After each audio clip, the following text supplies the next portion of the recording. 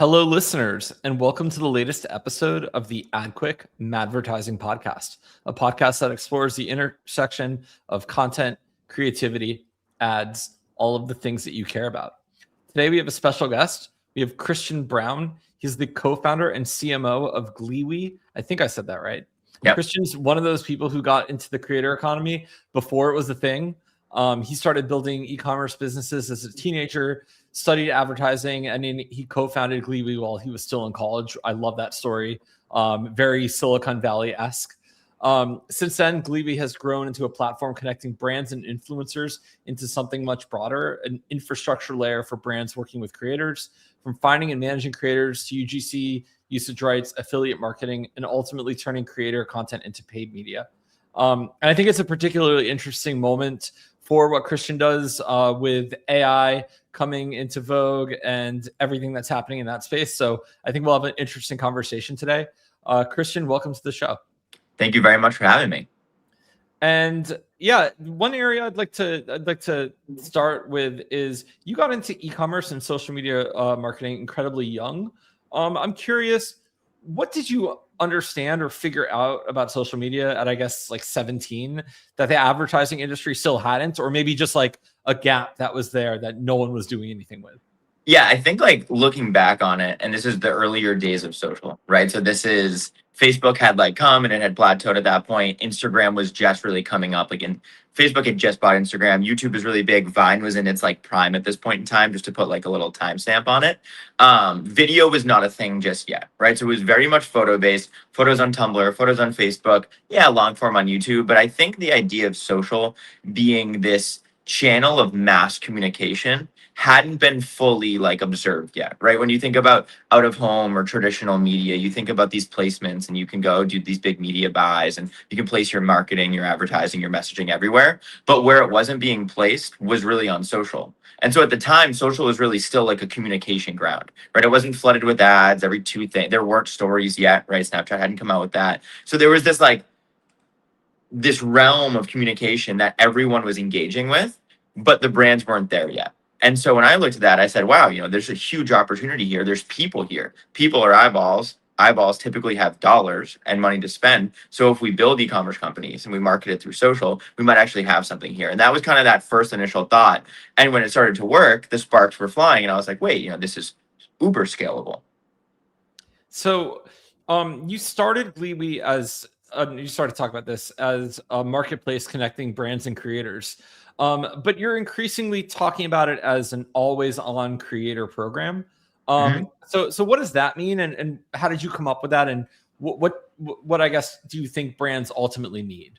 So I think like to get to that point, we kind of have to start at like the basics, right? So when we're founding the company, we're looking at two sides of a market, right? The brand side and the creator side. Creators being influencers in general, creators, right? And brands being brands, e-commerce, consumer apps, and then agencies. And so what we wanted to do is really create this like not only ecosystem of brands and creators, but also this mechanism from the technology perspective that would allow for the workflow to operate. So with that double-sided coin, right? We needed creators and influencers, we needed brands. And at first we were like, okay, we just need them to collaborate, right? Communicate, identify each other, partner, chat, pay, contracts, etc. So once we did that, we were thinking and we were looking at it and saying, okay, what is a brand and an agency? What are they looking at? They're looking for ROI. They're looking for ROAS. They're looking for that like lifetime value of the investment.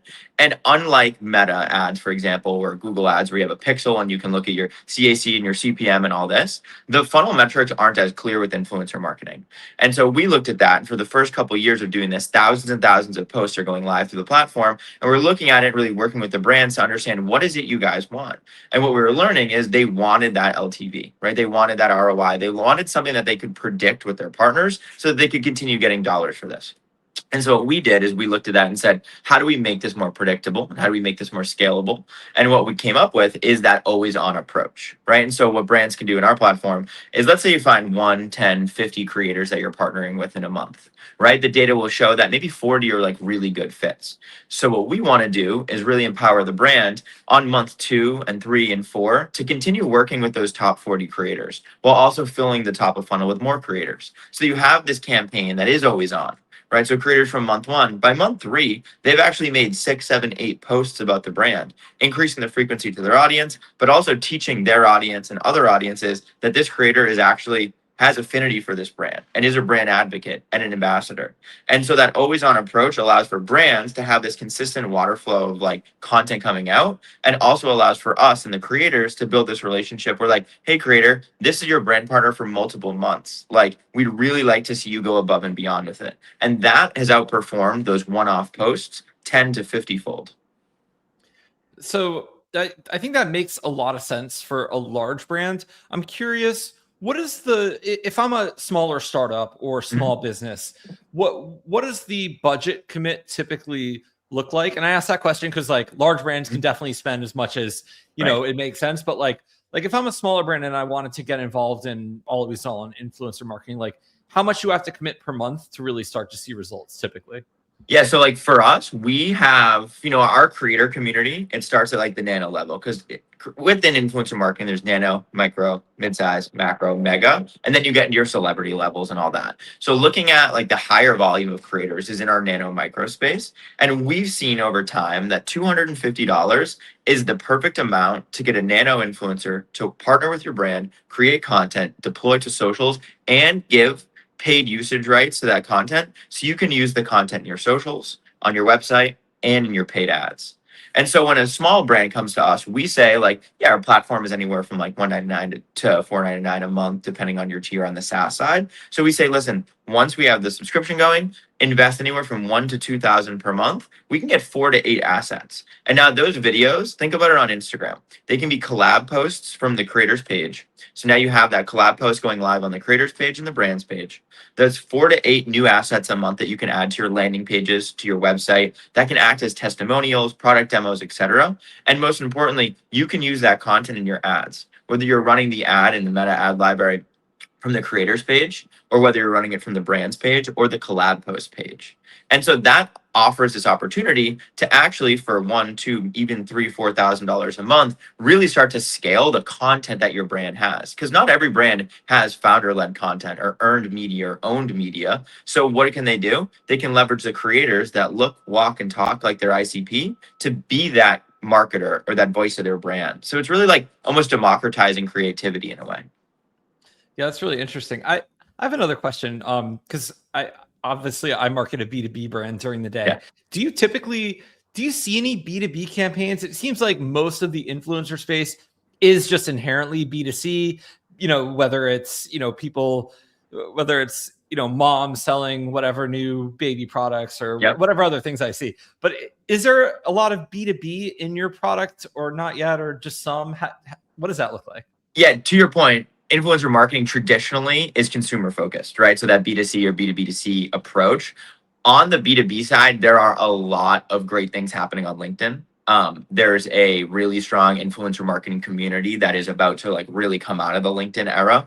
I think we're only going to see more and more of that, and LinkedIn is actually building some great features and functionality for that. So that will continue. On our side of things, we are more focused on the consumer side, so your e-commerce brands, your consumer apps, etc. But we have definitely done the B2B campaigns. There's a lot more that goes into it, right? There's a lot more middle and bottom of funnel metrics that are important. On the B2B side, are you looking at a lead gen or a demo form booked or a conversion for a high ticket, north of 1,000 per transaction? That's a whole different ballpark than, hey, we're selling a new $7 eye serum. Let's sell 100,000 units this month.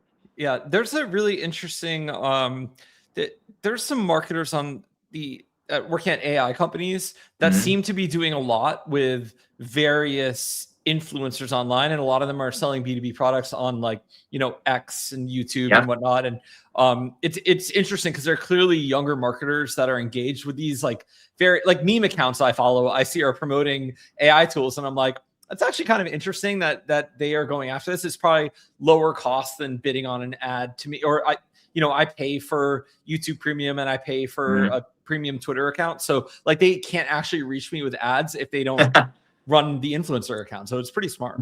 Yeah, and like even on the X side of things, like I'm an active X user.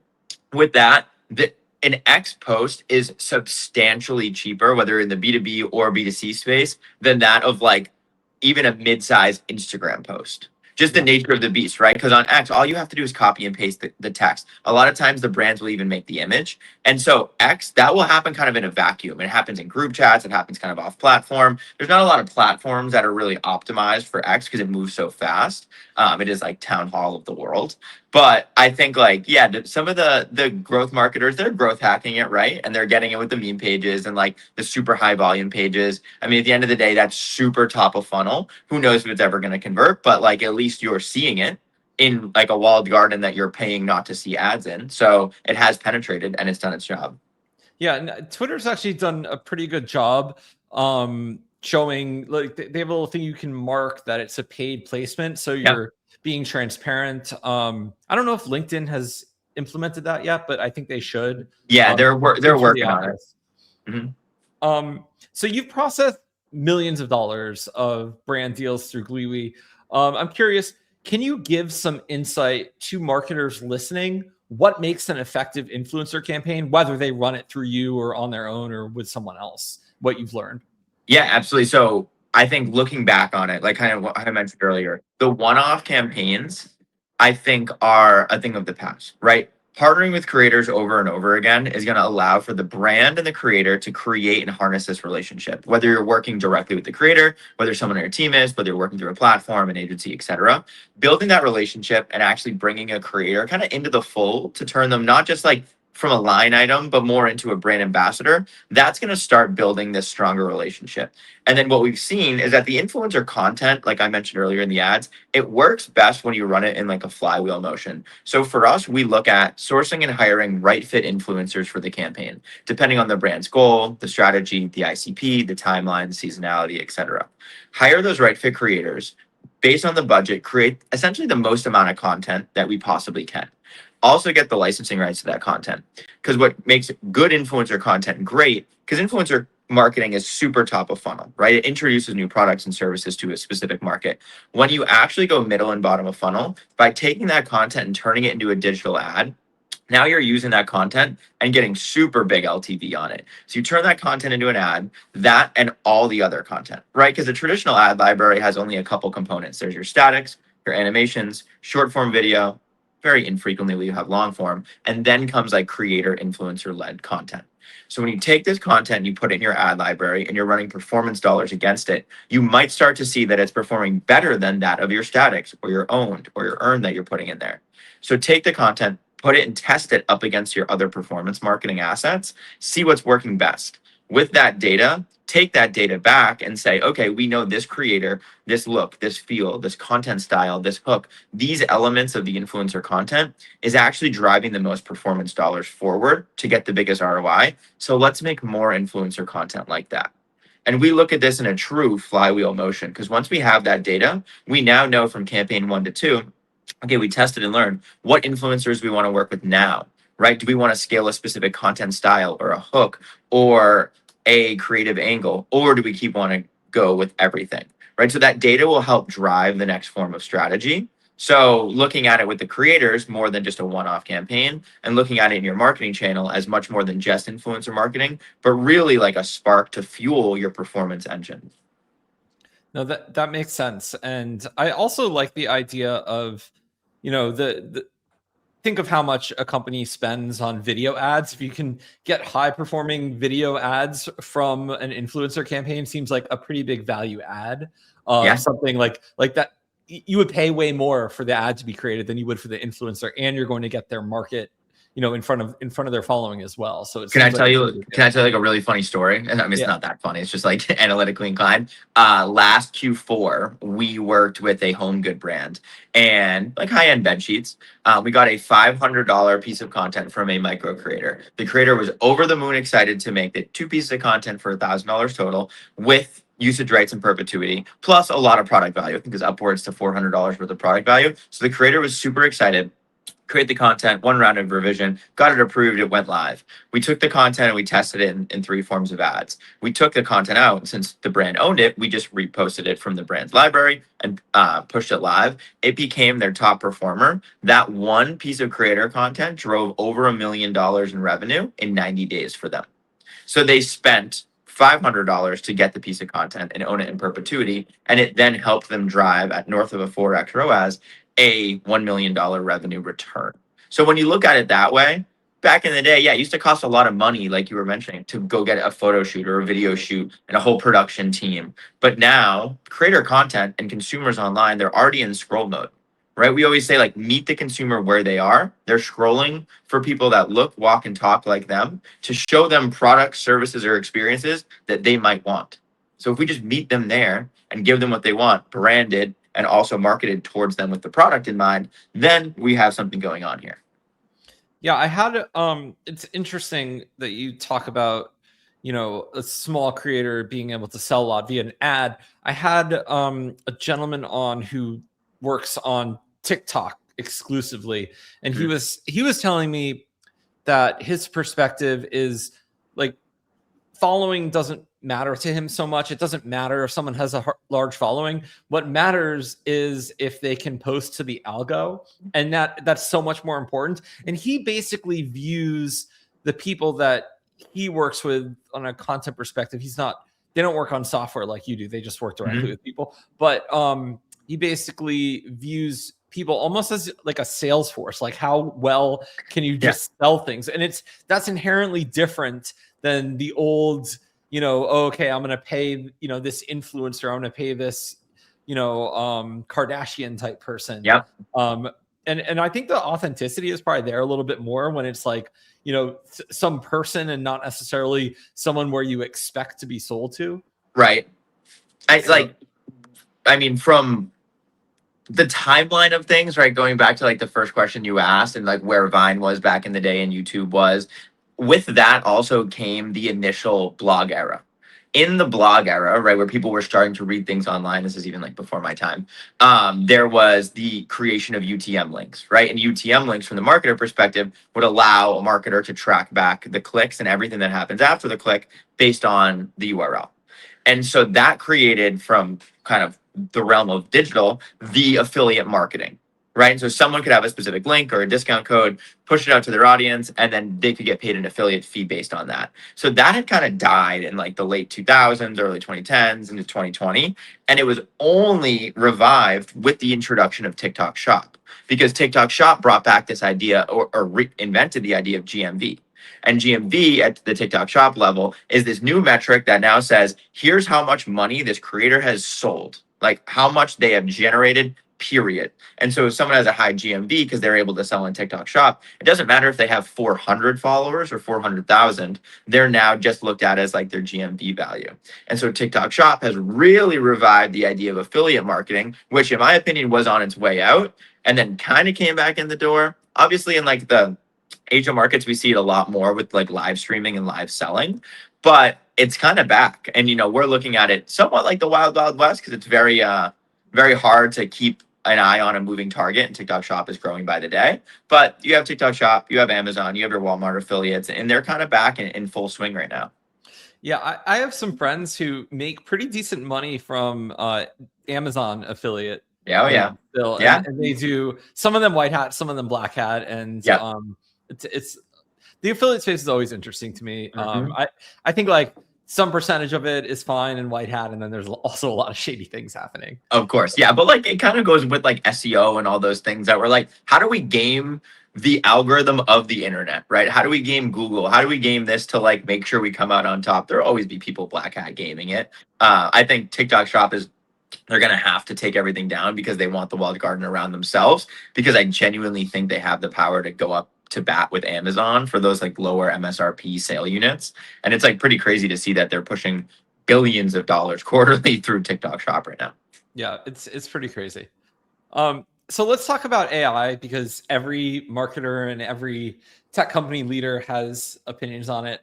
AI obviously makes it dramatically cheaper to manufacture content. Yep. But I also think what's interesting for you guys is it actually makes real human creators more valuable. Way more. Is that something that you're seeing as well?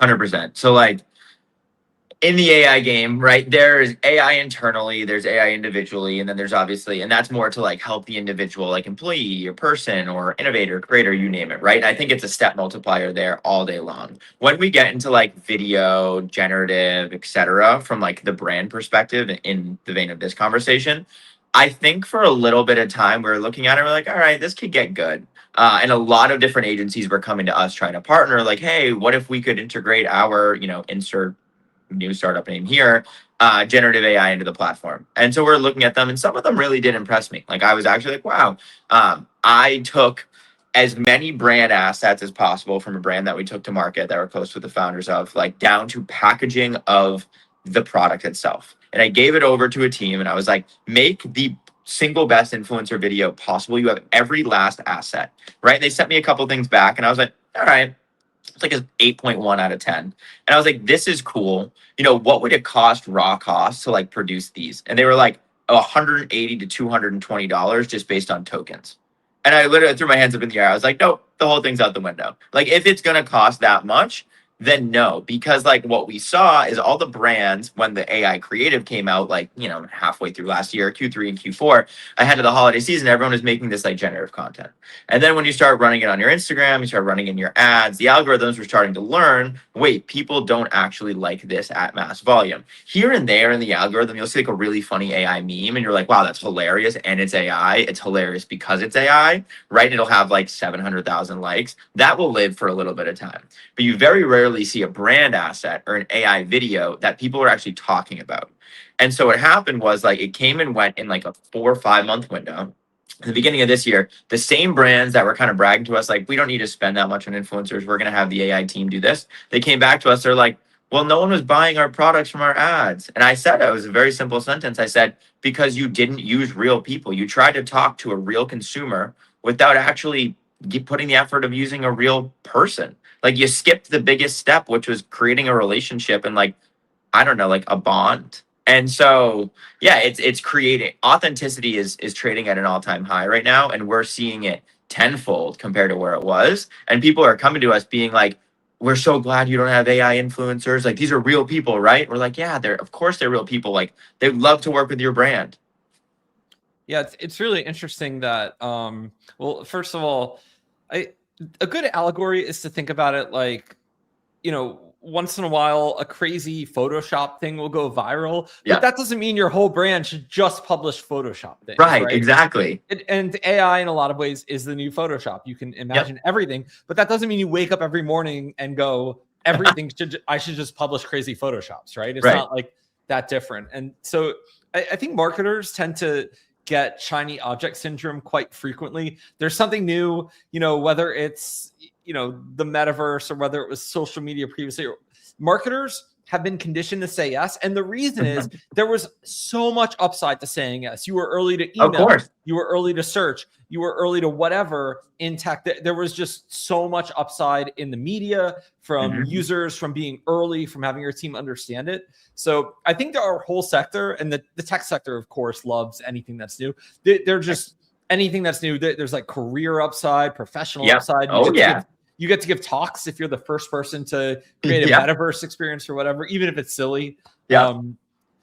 People that have been doing this for a while, like myself, are sometimes snarky and critical about new things, but I see other young people saying yes. I'm like, I get it. Just run with it. It's totally. I totally see it. Like, and when people come out and they have this like new brand that's all AI, and I go on the website and I'm like, listen, that might work. Like, it might work for a few months. It might work in your go-to-market. And like, did you do this on a shoestring budget? Yeah, you did. And like, does it look fine? Yeah, it does. But like, at what point, going from 0 to 1, it might actually hold you there. When you got to go from 1 to 10, you have to actually invest like marketing brain power and maybe even dollars into actually building a brand. And I think what a lot of AI is doing, and one of few downsides to it, right, is that it's conditioning both the marketer and the individual person, and sadly probably the students nowadays, to skip the learning phase, right? To skip the idea of like, let me open Photoshop, let me build out the layers, let me get a new canvas, let me go 1920, 1080, and let me actually run like an 8-layer thing, let me export it to PNG, and let me get out of here.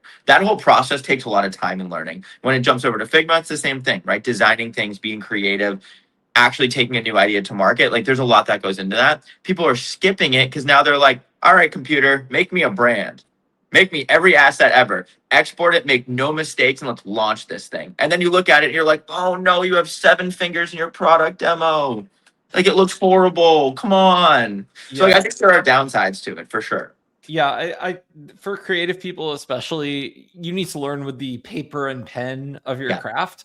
And you learn to fly a Cessna before you get behind the 747. And if Right. you just put the pilot behind the 747, even if it has fancy autopilot, there's going to come a day that some outlier thing happens, and you're going to want to know what to do. So Right. I think, to your point, it's good to learn the basics of a craft, and then once you know the basics, you can.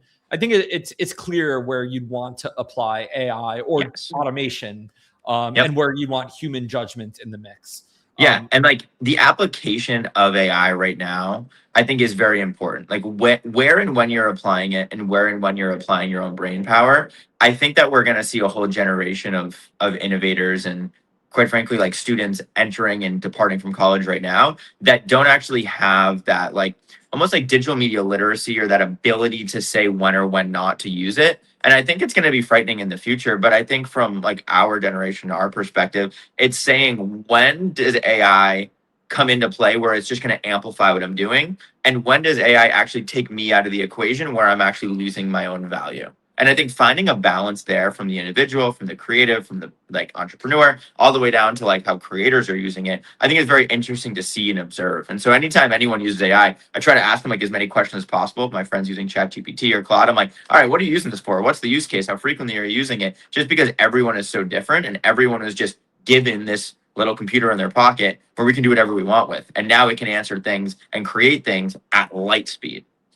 Yeah, I think it's really incredibly useful for a lot of for just like a lot of things that you wouldn't think of.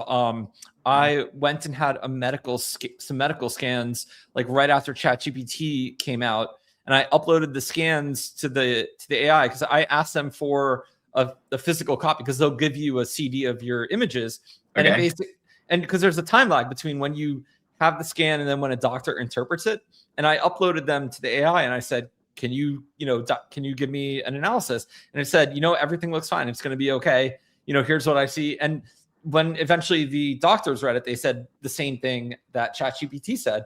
Huh. So obviously the AI is like, I'm not a doctor. I can't be certain. And I never was going to trust, medical information from the robots by itself. But it's really interesting that for something like a medical scan, where it's basically the same thing every time, I think AI has obvious use cases. Now in marketing, we're not making the same thing every time. We're not, looking at a scan, and even for the medical use case, you'd want a human to put their expertise and eyes on it, just in case, there was something weird that the AI didn't see. Mm-hmm. So I tend to think, for our creative work, that's obviously like a human task. You might have AI augment it. For example, if you're like a small indie filmmaker and you can't afford nice B-roll, the AI could be really useful at that. And in fact, a lot of scrappy films, Napoleon Dynamite, Clerks, are better than the higher end films that were done by these indie creators. So I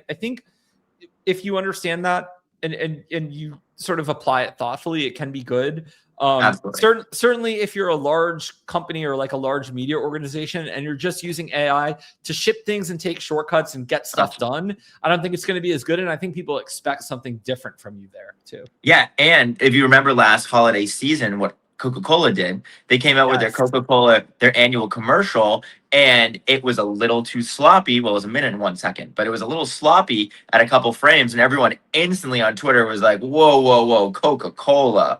And I was really interested in like what was going to happen in that discourse. So I was really reading into it. And a lot of the creatives came out of the woodworks. They were like, you know what, Coca-Cola, like we lost a lot of respect for you guys. The creative industry really survives off of like big brands and the creative elements that we bring to market and the Super Bowl campaigns and everything that we're able to do to fuel this industry. And you guys took a shortcut and you worked with one firm. And Coca-Cola came out, they're like, well, no, here's the behind the scenes, blah, blah, blah. And everyone was like, behind the scenes, you guys just fed the AI. And then they caved and they're like, all right, we worked with this AI agency and here's everything that went into it. But I saw in real time people lose respect for Coca-Cola because Coca-Cola took a shortcut. And then they tried to make it look like they didn't. And so in that moment, I was like, you're a multi-trillion-dollar company and you don't want to actually pay the creatives to be the next creative layer to keep your brand relevant globally, that's kind of almost a slap in the face. Yeah, I'm still infinitely a fan of Coke though. So Hey, listen, I like Coca-Cola. I think it's great. yeah. But I was like, that does not look like a Coca-Cola truck to me. That looks like a poor Santa sleigh with, like I said, 7 fingers on it. Yeah, and I think for like a small indie filmmaker or like a small startup, you'd be way more forgiving. You'd be like, okay, this is what For they can sure. do. For So sure. I think to your point, because you were talking about your platform pairing influencers or pairing creators with the right brands, Mhm. also your creative and your vibe and the tools you're using has to also match the brand. And Yep. if not, it's just not going to go well. Yeah, and by all means, like when we think about AI, right, we have a very robust and ambitious like AI roadmap that we're implementing over the next quarter or so. And with that becomes like I mentioned, step multipliers. So like how can we partner a brand to the creator faster, easier with more data? Right? Can our algorithms actually feed and like scan content and identify why this creator is the best fit? Because if 100 creators are applying to a brand campaign, which happens every day in our platform, it's up to us to help the brand pick the right ones. So using AI there, using AI in our chat functionality, using AI in like our generative idea function, and then also in a lot of like the data sets, that's really important for us because we can empower our brands with more data and better, faster decisions. But it's not like the AI is doing it. It's just our platform doing it. We're just using AI technology to really empower what our stack is actually capable of. Yeah, we're doing something similar in our platform where we're not trying to have AI replace creative decisions or replace the marketer, but do the work that would have taken a long time previously, like Right. find the right out of home placements for a brand, Yeah. or do reporting that used to be a pain, right? And I think Right. that's the highest use of technology, is to get all the repetitive tasks off our plate and just Right. make the life of the marketer not just easier, but free up their time to work on like the highest value pursuits, which would 100%. be, working with the team, new creative concepts, coming up with ideas no one even has thought of yet. Right. And I think like Elon actually had a really good point. One thing about this at like a grand scale is that a good use case of AI is that like at the top level, we are going to be able to minimize like the busy work that happens in everyone's everyday day-to-day life. And we might actually get more time to ourselves. You might be able to get a better job done in a faster period of time. And maybe the idea of like going outside for an hour during lunch, right? Or spending more time with like your friends and family. It might become over time a little more popular than like the 8, 10, 12-hour workday. And when I think about the future and I think about how technology will help us, I get excited about that because it's like if we will be able to do faster, stronger, better jobs in less time, we can make more money to do whatever we want with, but also we have more time to like innovate, more time to be ourselves, more time to extrovert and do all these things that we might love to do that once we weren't able to do because we were bogged down building reports, building decks, doing all these things that are now optimized through like an AI gen tool.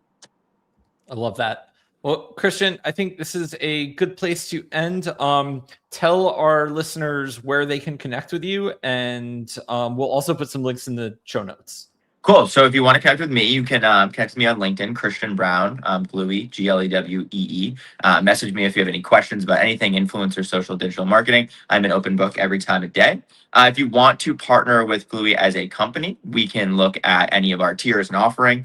We can look at that together. You can go to gluey.com/demo and might even be able to chat with me, build out a strategy. And if you want to find me on Instagram, /OKChris, OHKAY Chris, which is my first ever brand, funny enough. And yeah, I look forward to chatting. And Adam, thank you so much for having me. Thanks for joining us, and we will see you next week for another episode.